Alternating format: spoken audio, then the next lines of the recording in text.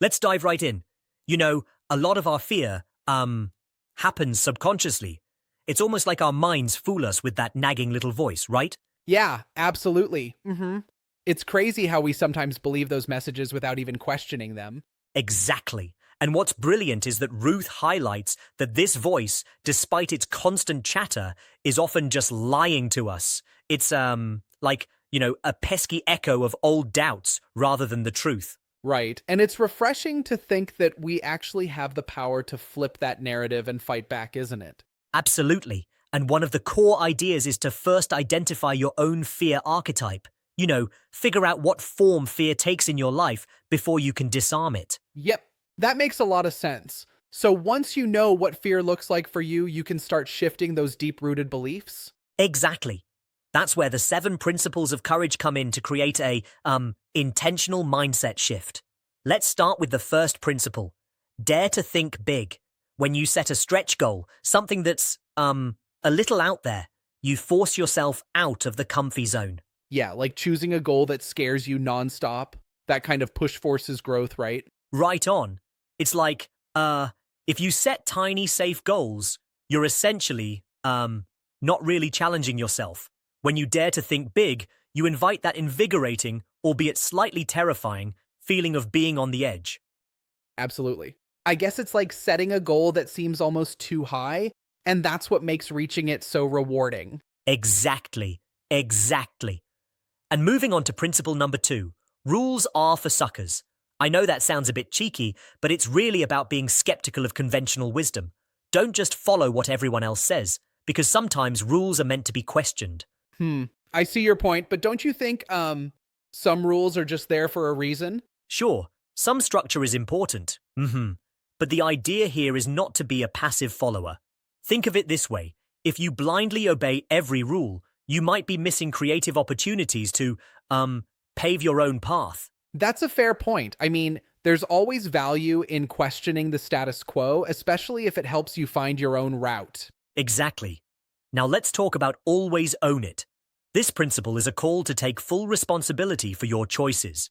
It means stopping the blame game and really, owning every outcome, even if things go sideways.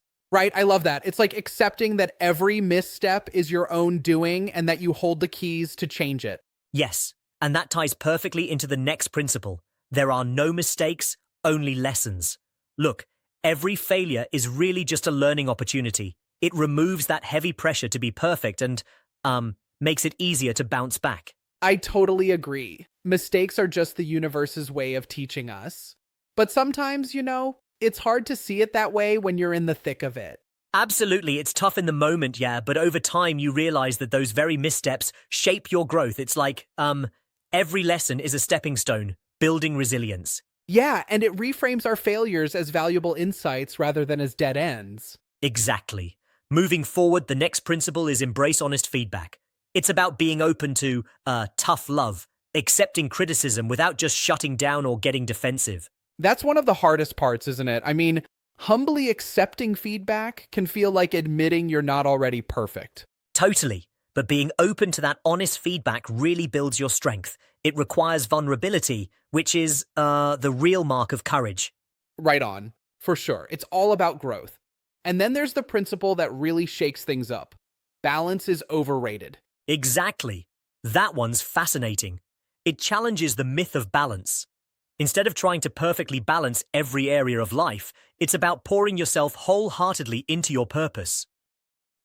So you're saying that sometimes striving for balance can actually hold us back from truly pursuing what we love? Exactly.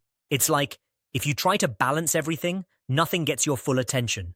Instead, commit yourself to what truly matters, even if that means temporarily tipping the scales. That definitely resonates, especially in today's hustle culture. You're often told to have it all, but maybe that's a bit unrealistic. Right. And finally, we have just keep going. Life's full of detours, obstacles, and outright mishaps, but the key is to persist. Whatever happens, no matter how many setbacks, you just keep moving forward. That's the ultimate survival mantra, isn't it? No matter how hard things get, putting one foot in front of the other really is what keeps us moving. Absolutely, it's like an endless journey of ups and downs, but having this commitment to push past the failures, is powerful. And hey, if you can instill that in yourself, you can carry it into every aspect of your life. No doubt about that. It all seems so interconnected. Each principle supports the other, building a sort of resilience toolkit. Exactly. It's a holistic approach. And what's really cool is how Ruth ties this into real-world examples. For instance, she mentions her children's book, How Big Is Your Brave, which is, a great way to bring these principles to life for kids. That's so clever, teaching courage from a young age. I can imagine parents finding that incredibly useful, especially when trying to empower their kids to overcome fears. Right, and it goes beyond just parenting. People have even shared their own experiences, like one commenter, Amber, who talked about all the lessons she's learned starting her own business. Yeah, I saw that. It's inspiring to hear how these principles translate into practical takeaways in our everyday lives, isn't it? Totally. And what's more, these ideas aren't just motivational fluff. They provide a, backing framework for facing adversity. Whether it's in business or personal challenges, just keep going is such a grounded, realistic mantra. True, but I do wonder sometimes, don't you think the idea of rules are for suckers could be a bit too, radical? I mean, isn't some structure necessary? That's a good point. I think it's more about not letting rules restrict your creativity, rather than dismissing them outright. It's all about critically evaluating when a rule helps and when it holds you back. Right. I appreciate that nuance. It reminds us to use our judgment instead of just following blindly. Exactly. It's a balancing act in itself, ironically enough. And when you combine all these principles, you get a powerful reminder to live courageously, transforming fear into fuel for action. Absolutely. It's like constructing your own playbook for overcoming obstacles, each principle serving as a play in your personal game plan. Yes, and what's amazing is that Ruth offers us several resources to dive deeper. From her podcast episodes to her book, Do It Scared, and even her TED Talk, there's a wealth of insights available for anyone who's, ready to face their fears.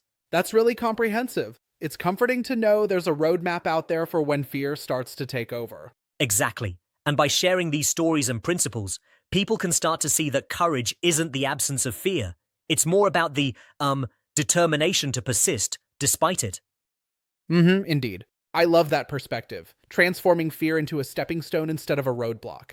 It just feels, so empowering. Absolutely. It's truly empowering. And on that note, remember that each principle serves as both a reminder and a challenge to keep evolving. Dare to dream big and trust yourself, keep questioning, and never let setbacks define you. Well said.